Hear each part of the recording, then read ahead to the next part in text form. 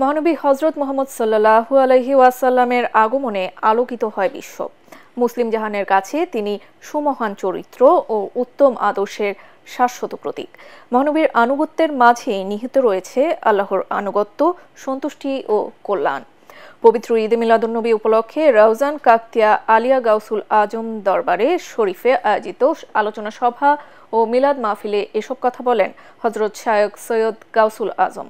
চট্টগ্রাম বিশ্ববিদ্যালয়ের সিন্ডিকেট ও সিনেট সদস্য এবং সংগঠনের মহাসচিব অধ্যাপক ডক্টর মোহাম্মদ আব্দুল মনসুরের সভাপতিত্বে মাহফিলে বক্তব্য রাখেন মাওলানা কাজী মোহাম্মদ আনোয়ারুল আলম সিদ্দিকী, মাওলানা মোহাম্মদ জসিমউদ্দিন নুরী, মাওলানা মোহাম্মদ গোলাম রাব্বানী ফয়সাল।